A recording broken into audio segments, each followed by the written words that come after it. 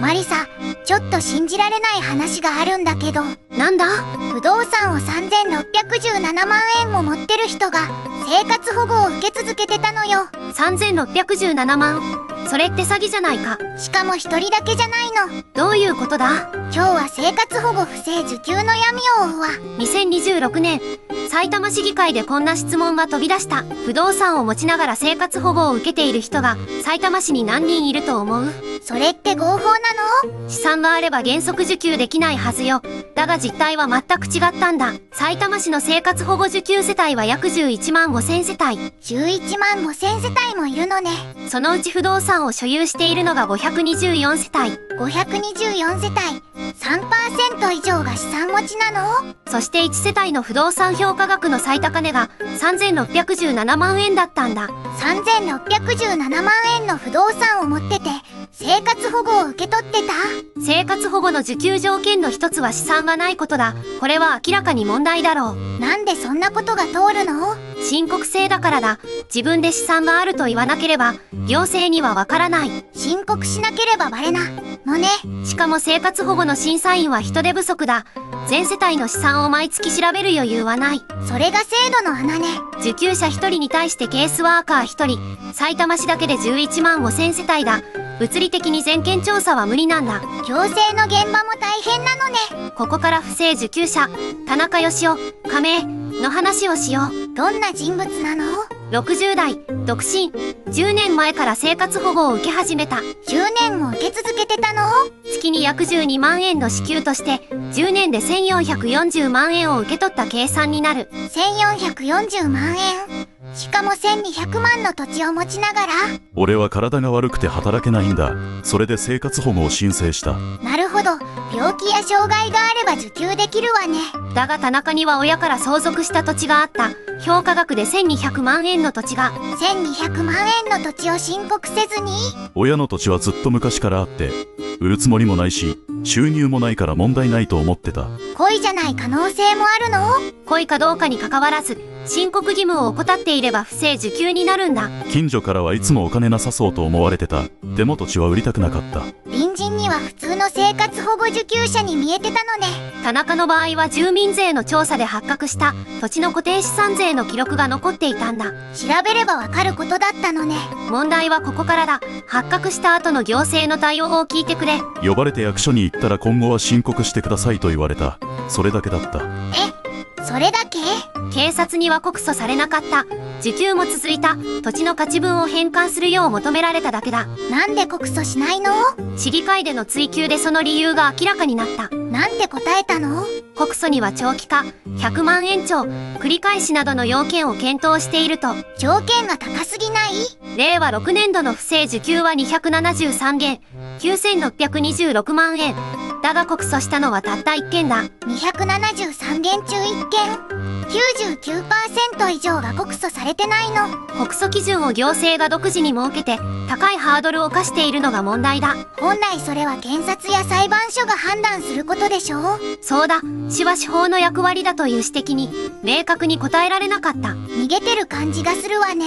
しかも最も多い不正受給の理由がさらに衝撃的だった。どんな理由なの？230件が働いて収入を得ながら、それを申告せず受給し続けたケースだ。働けるのに生活保護をもらい続けてたの？夫は毎日普通に仕事に行ってました。でも生活保護も受け続けていたんです。なんで申告しなかったの？バレないと思っていたみたいで、近所には職を失ったと嘘をつしてました。この夫のケースでは、月に8万円の収入を5年間隠し続けた。5年間で480万円の不正受給ね。それでも廃止にならず、受給が続いていた期間がある。信じられない。さらに別のケースもある。自営業の副業収入を3年間隠し続けた50代の女性だ。どんな副業をしてたの？フリマアプリとネット販売。毎月5万円前後の収入があった。現金なら税務署にも引っかかりにくいのね。バレないと思ったと本人は語った。3年間で約180万円の不正受給だ。普通の隣人が隣で不正をしてたのね。発覚後、行政はこの230件にどう対応したか。廃止や減額になったの？廃止になったのは13人。額を減らしたのが29人。残り231件はそのままだ。231件がそのまま受給継続？どういうこと？理由は発覚時点ですでに働いていない可能性があるからだそうだ。働いてた証拠があって不正受給してたのに、その後働かなければ許されるの？コンビニで100円のおにぎりを盗めば警察に通報される。だが9626万円の不正受給で告訴は1件だ。制度がおかしくない？市議の指摘通り、司法が判断すべき軽い重いを行政が先に判断して告訴を絞っているんだ。それって行政の越権行為じゃないの？少なくとも制度の穴があることは確かだ。全国の不正受給件数は年間2万件前後、総額は約160億円とも言われる。160億円。埼玉だけじゃないのね。埼玉市はたまたま議会で追及されたから発覚しただけだ。氷山の一角だろう。普通の隣人が実は不正受給してたという話が多いのね。